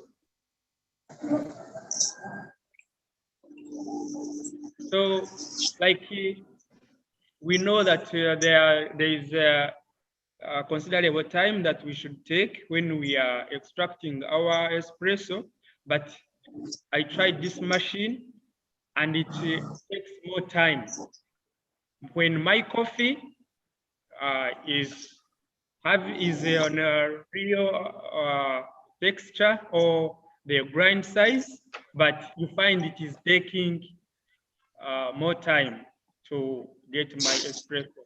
So how can I solve that problem? Because I was thinking it is a machine maybe, and everything else was trying to go by process. Mr. Hassan, we're waiting for the answer to that question. Yeah. Anyway, to my brother Edgar and my fellow baristas, in that case, you use the right grain size, and then you put in the proper grams of coffee in your portafilter. Like a car, machines get complications, but it's your responsibility to take care of your machine. That is by cleaning it properly, and then you should have regular like checkups, like check it, is it still in proper shape? Is it the temperatures are still okay? But if it's not the machine, then Edgar, what you need to look at is the grind size, because if your grind size is finer, means it will take longer. The pre-infusion time will be longer due to the grind size. Because if your grind size is finer, the water is going to find a high resistance to go through that punk of coffee. So look into your grind size and see. And also your dose. If the dose is too much, if it's supposed to take, let's say your portafilter is supposed to take 18 grams, and then you put in 22 grams or 21, it means there is little space left for the waters to circulate. Hence, the longer the time it will take before the first drop. You get the point? So the thing is, look at your grind size, the dose you're putting in, and then if it fails and if the machine is the problem, you need to contact your maintenance team. As a barista, you need to always check your machine, is it in proper condition? So that's how much I can help you, my brother. Mr. Edgar, okay? Yeah.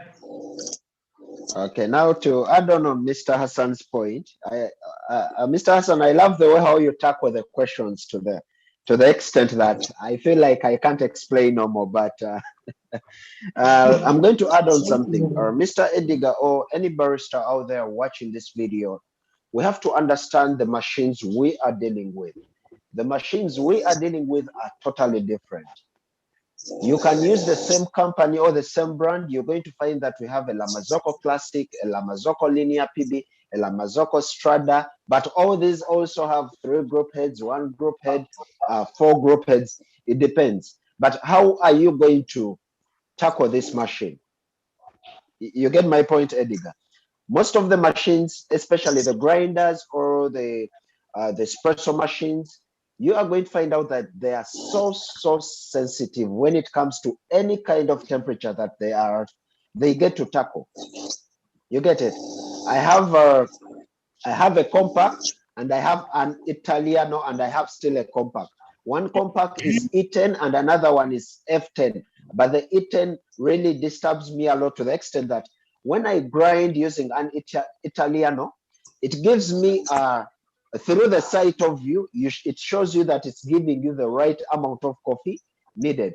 But when you grind using the E10 compact, it's going to give you very fine coffee. But when you put all these coffees on the weighing scale, they're going to show you that They are weighing the same, however the density is. And when you get to extract it, it's going to give you the same timing or the same yield. Everything is going to be the same. So we have to know that the machines that we are dealing with are totally different, especially when it comes to the temperatures. And the temperatures, that includes the weather that we try to, that is affecting these machines. Hope you get me, Mr. Edgar. So understand your machine. When they deliver it from the company, make sure that the maintenance instructs you or teaches you how to use that machine. Even when before he goes, make a shot of espresso when he's there.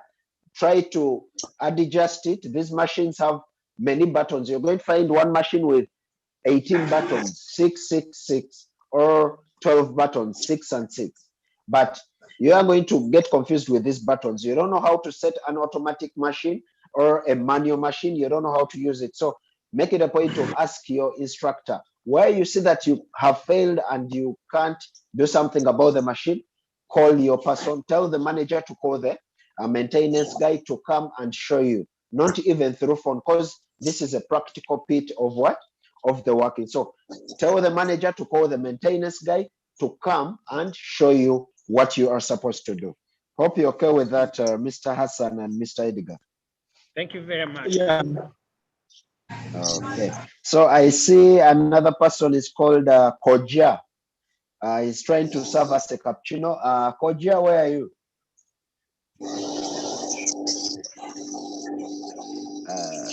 Koja, I think is off. Let me see another person. Mr. Kayemba, can you unmute your audio?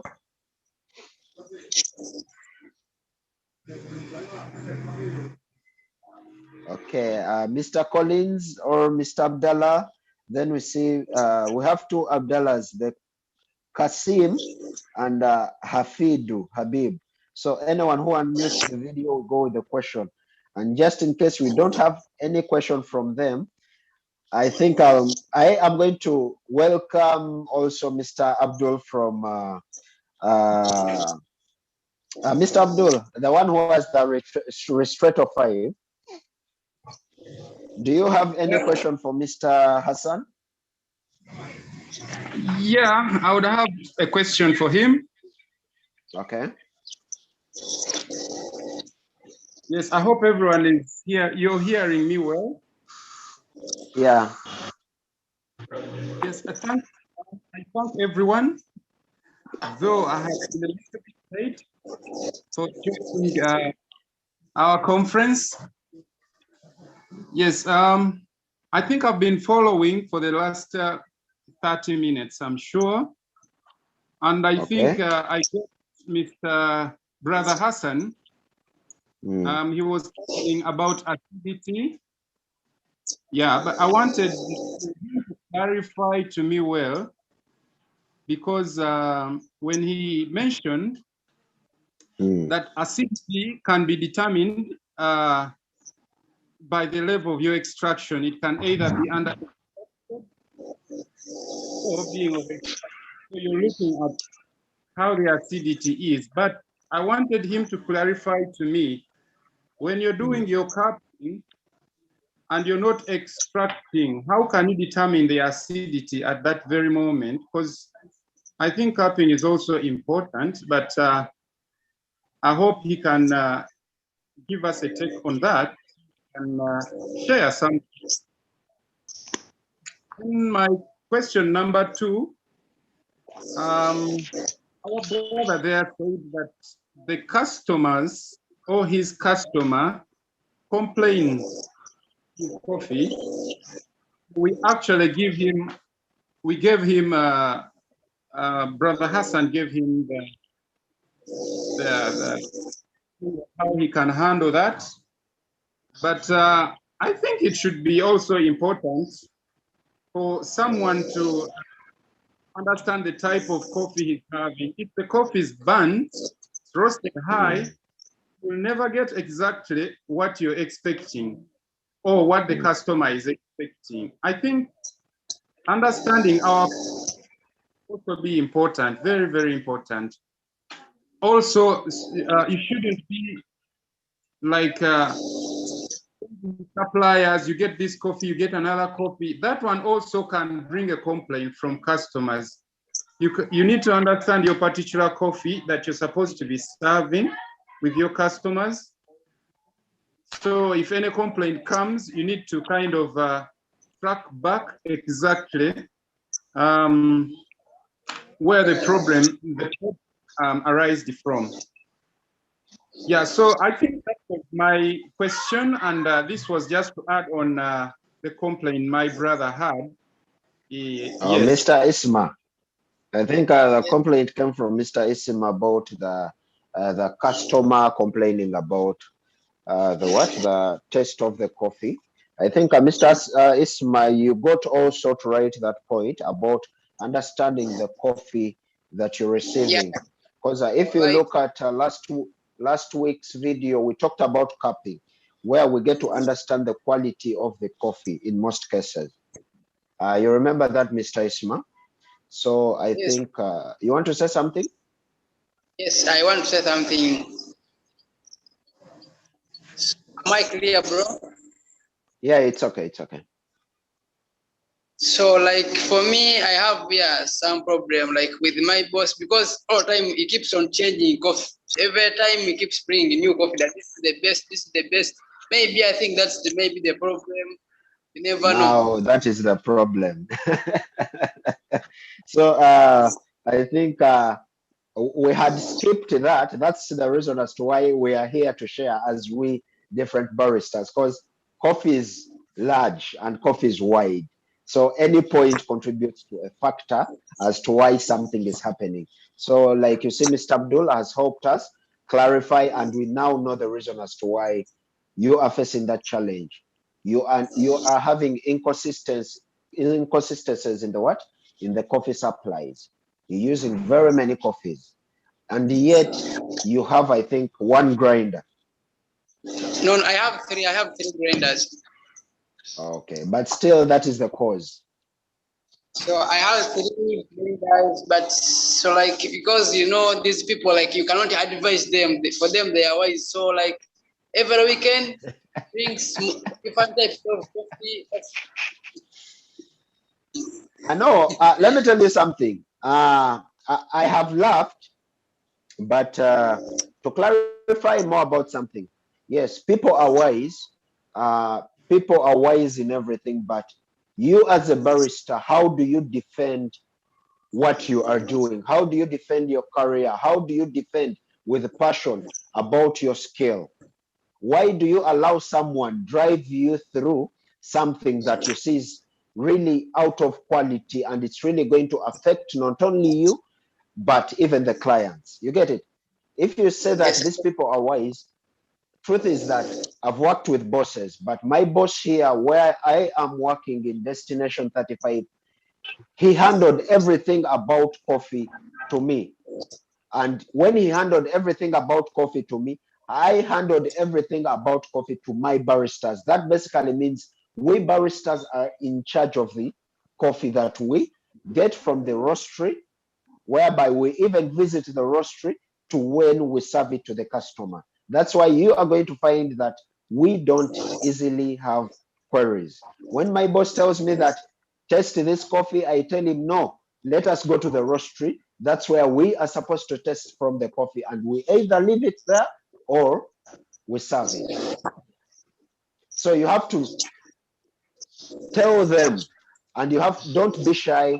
I don't want you to be shy, because this is your passion, this is your skill. And that's where most of the baristas go wrong. We are weak psychologically, and we allow people to drive us, yet they are not qualified for that for that skill.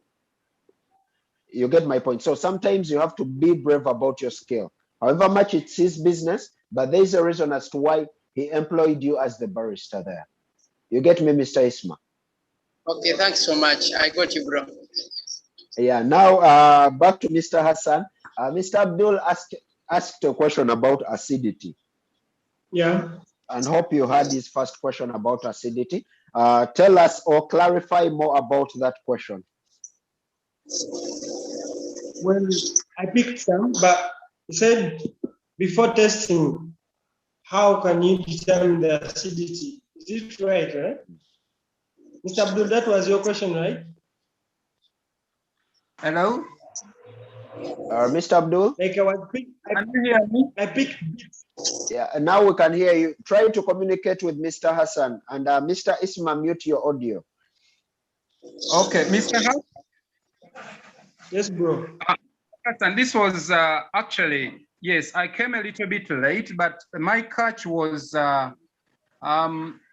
your kind of the way you explained to us, like acidity can be determined, yeah, by the level of extraction. If it's under extracted, you can actually get a hint of the acidity. But my question is, if you're not extracting using the espresso machine and now you are cupping, how can you determine the acidity? Because most people would be cupping, I'm assuming. So how can they understand, or how can they determine the acidity at the level when they are doing cupping? Oh, yeah. Well, that's a good question, bro. Well, during cupping, we are basically on the sensor skills. And during cupping, automatically after dry cupping, you go to the wet cupping. So it's from the wet cupping, you'll understand the acidity of your coffee. So as a roaster, when you're cupping, after breaking your crust, and then you slap or you sip your coffee, then from there you'll find out you find out the acidity in your coffee. How intense is your cup of coffee? How did you feel it? Was it sharp? Was it like, do you feel the liveliness in that cup of coffee or in that sample? That's how you determine your acidity. And is that sample, when you're drinking your coffee in a given sample, let's say sample A, it's dull altogether. Just like when I said, let's say when you're taking say lemon juice, for example, how do you feel it? How do you perceive it? Is there some sharpness or it's just dull? You get, so during cupping, that's how you get like the intensity you're feeling on your tongue when you're cupping your coffee, like when you sip your coffee. After slapping your coffee, that's how you determine the amount of acids in your coffee. And during cupping, it's these acids that give us the flavor that we want in the coffee, because different acids lead to different flavors. So that's what I can give you for now. Just if you just have any other, like to clarify more, you're welcome, bro. Mr. Abdullah, you adding something about that or saying something about that acidity? Yes, yeah, actually, like I said, I dived in a little bit late, and I just wanted to kind of try to follow in a little bit. So I'm somehow clear, because I wanted to actually compare someone who's extracting espresso. He will be doing another extraction, whereas in cupping, there is no Okay, so you okay with Mr. Hassan's explanation now? I think Mr. Abdul's network is on and off. I don't know what the problem is. Guys, can you hear me? Yeah. Okay, now shout out to Mr. Adventure. He says, hi guys, really liked your work. Thanks to Mr. Hassan for the explanations you've derived. Then I see Nansu Buganowe. Nansu Buganowe, shout out to you. Thanks for watching. I see Christian, I see John, I see different kinds of people watching the video. So Madam Nansu Buga was saying that Mr. Hassan, yeah, kindly talk about through the Dailing, kindly talk about, sorry, Yeah, before I said that, Mr. Ronald, I missed the class. I'm very busy. I'm sorry. Mr. Ronald, it's okay. It's never too late. So Mrs. Nansubuga says that talk about tamping, because most of the times when she tries to tamp the coffee, you get it? She doesn't know Yeah. whether she uses too much energy or too much force, or she uses less Yeah. force, because the yield sometimes, or the flow of the espresso, sometimes it comes out, it channels, sometimes it's dripping, sometimes it runs very fast. So try to clarify for her, Nancy Buganawe, about tamping relatively to extraction. Okay. Yes, Mrs. Nansovuga. This is a good question because most baristas are facing a challenge Sure. when you're extracting coffee due to tamping. What happens is that when we are tamping coffee, we have different energies. My energy is not the same as a digger, the power in the hands. Okay. But the principle is we have to use 20 to 30 pounds of pressure that we exert on that coffee punk when you're tamping. And as you're tamping, you need to make sure that your hand is at a 90 degrees angle. So as when it's on a 90 degrees angle, tamp it and then twist it once. Because if you hard tamp it, or if you continue twisting your hand on the coffee punk, it means your coffee is going to be so compacted. At the end of the day, the water is going to find high resistance to go through. Hence, you're going to have delay in extraction. At the end of the day, we'll have what we call over extraction. Point number 2. After finishing tamping, leave your tamp on top. Look at it. Is it flat or is it bending on a given side? You get. Make sure that after tamping, your bed of coffee is flat. How can you see that? By letting the tamper stay on top, it will show you. If it's bending somewhere, it means you're going to get what we call channeling. Hence, you're receiving what she talked about. One spout will receive, will come first, and then the other one will delay. So you need to check after tamping, see if your bed is flat. Always make sure that your bed is flat. And then before we go to tamping, make sure your grain size is proper. Because in most cases, it's not about tamping, it's about your grain size. So make sure you exert the right pressure, and then make sure that your bed of coffee is flat after tamping. You'll have the proper shot of coffee you want.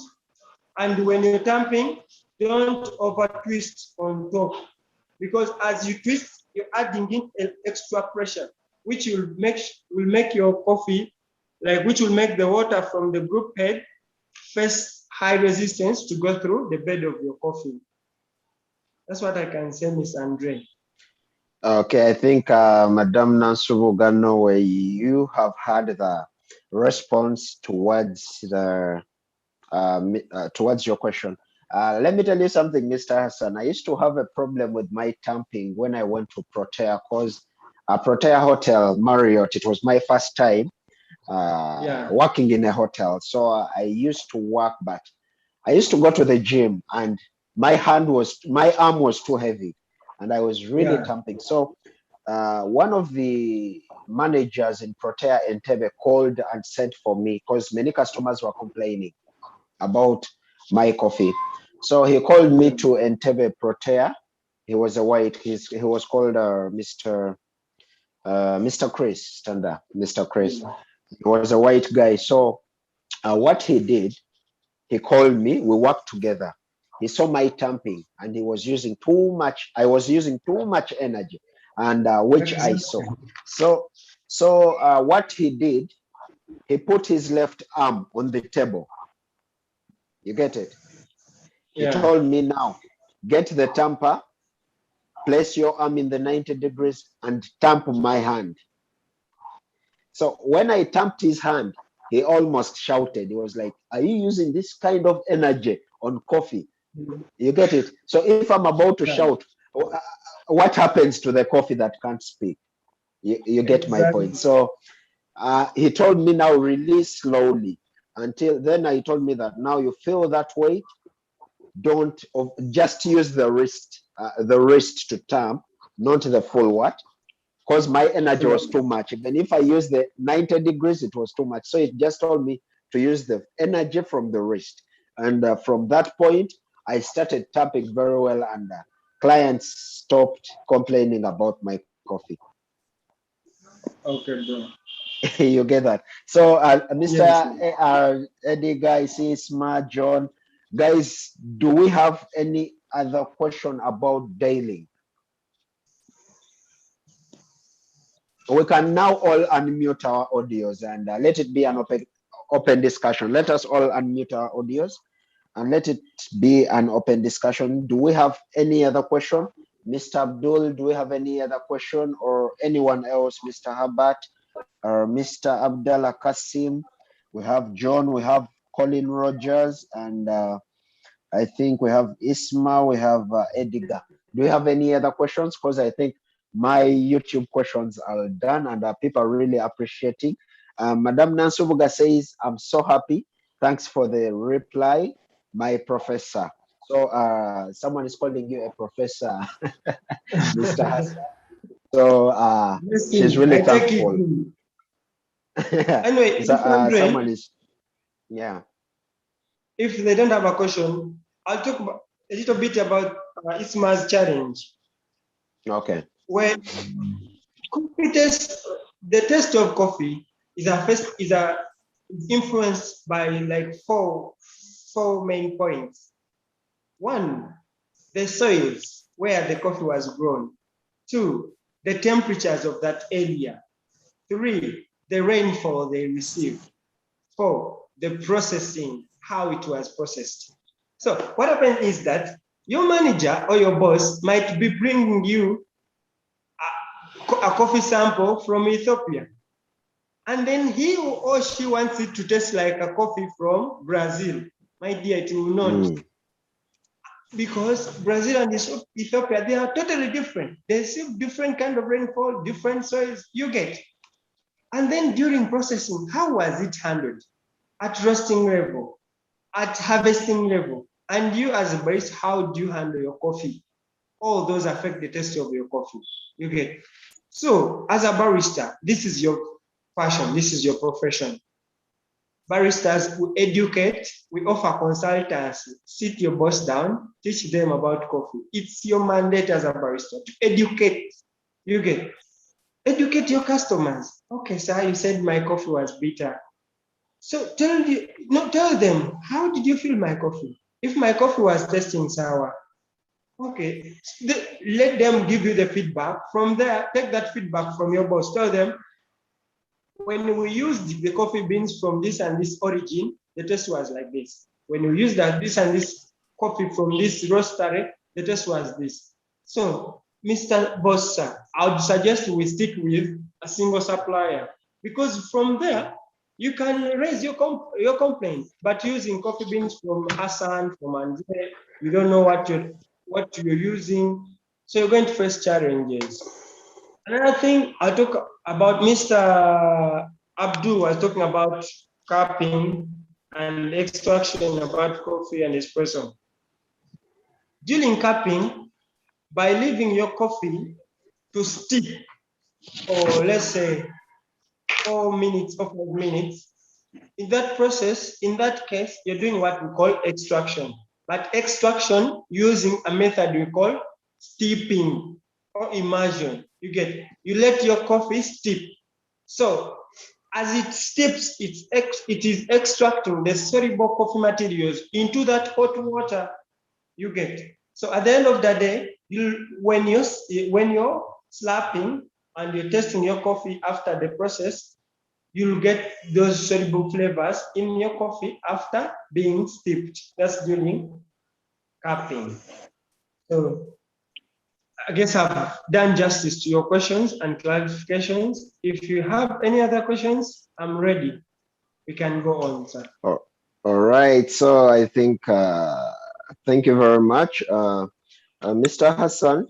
Through the different queries from the people surrounding me, saying that our standard was 18 or our standard is 18 grams and it doesn't have to change. I came up with a solution, and I'll be recording a video on how to standardize the grammage. You get my point? And I think I'm still practicing it out through the calibration process. I'm still practicing it out, whereby I think someone is making an audio.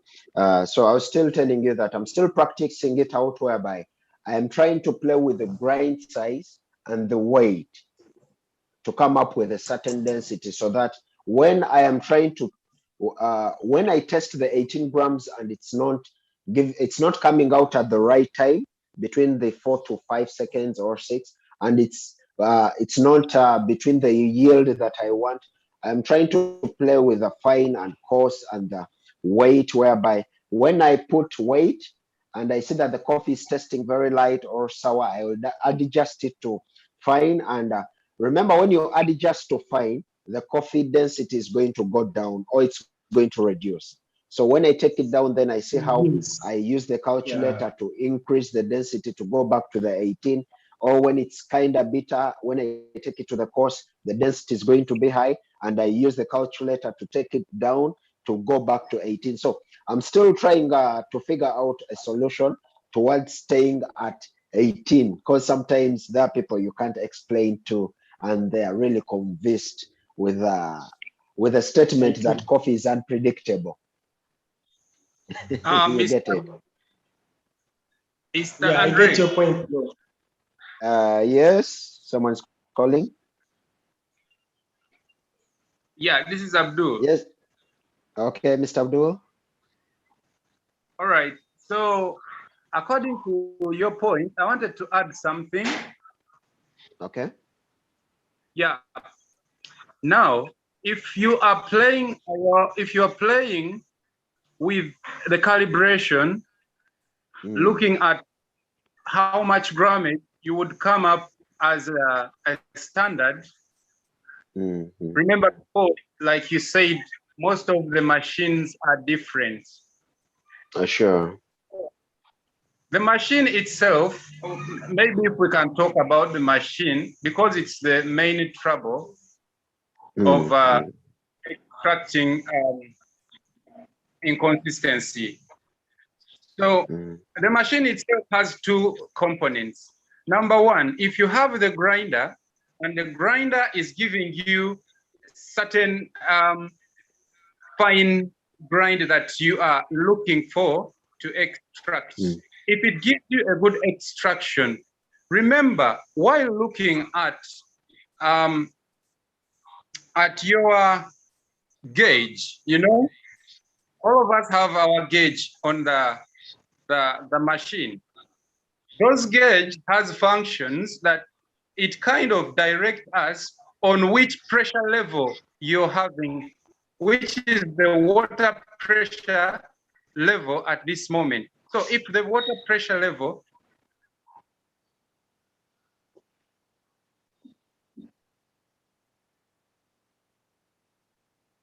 Mr. Hassan, Mr. Abdul, I think the network is running on and off. I think Mr. Abdul's network is running, but I was trying to explain something very sensitive when it comes to the water levels. And as he tries to come back, Mr. Hassan, were you trying to say something about my point? About? What I had said, the idea that I'm trying to do. Oh, yeah.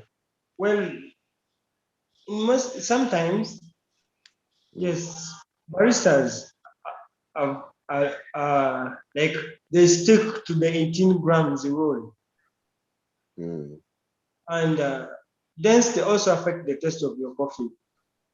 And as you play with the grinder, because the finer you go, as you go to fine, the coffee grams will decrease. And as you go to coarse, they will increase. So there you face a challenge. Sure. So if at the back of your mind you stick with the 18, then you may fail to get what is right. So what I can suggest is that understand better your machines. 2, understand better your coffee beans, because certain coffee beans, they have different characters.